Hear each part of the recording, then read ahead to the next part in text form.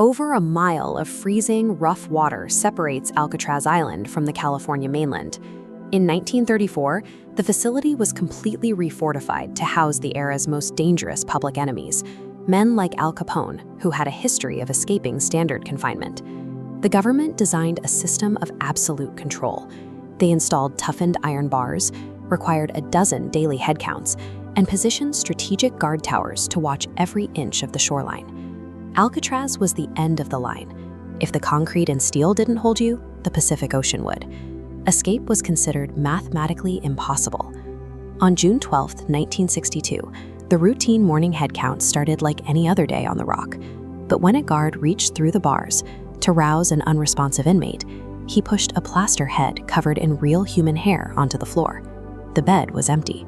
The prison immediately went into lockdown. 3 inmates were missing: brothers John and Clarence Anglin, and a man named Frank Morris.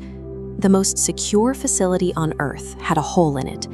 Investigators arrived to find a trail of homemade tools and a mystery that remains unsolved over 60 years later. Getting off the island required leaving the cell block, which meant the men had to carve through reinforced concrete, without anyone hearing them.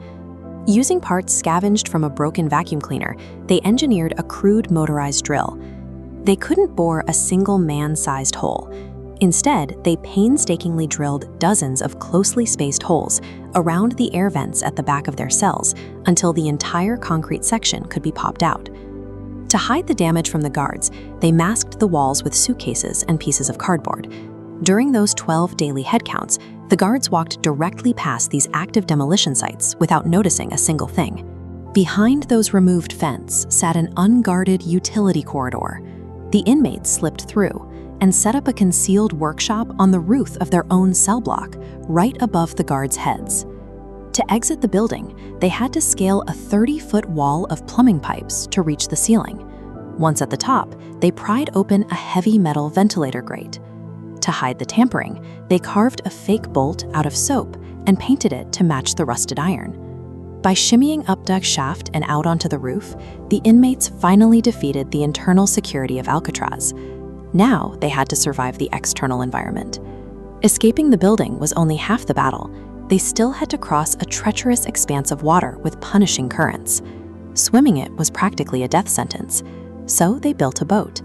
The group stole and collected more than 50 raincoats. By pressing the seams of the coats against the prison's exposed copper steam pipes, they vulcanized the rubber, heat-sealing the material into a 14-foot raft. They carved wooden paddles and modified a musical instrument into a makeshift bellows to inflate it. On the night of June 11th, Morris and the Anglin brothers sneaked to the northeast shore, inflated their creation, and launched into the dark water. They had methodically turned the world's most secure prison into a supply depot, manufacturing their own exit right under the warden's nose. The massive manhunt that followed turned up very little. Within days, searchers found pieces of a wooden paddle, a homemade life vest on a beach, and a packet of personal letters sealed in rubber. Another paddle washed up on the shore of Angel Island, over a mile away. The brass bolts on it exactly matched the very ones left behind in the prison workshop, confirming their intended route. But the tide that night was pulling sharply out toward the Golden Gate Bridge and the open ocean. Between the frigid temperatures and the brutal currents, the FBI concluded the men drowned before they ever reached land. The inmates' plan was to steal clothes and a car once they reached the mainland, yet no such thefts were ever reported in Marin County following the escape. The inmates executed a flawless breach of concrete and steel, but they were ultimately beaten by the geography of the bay. The FBI officially closed its file in 1979. The U.S. Marshals Service took over the investigation and keeps the warrants active today.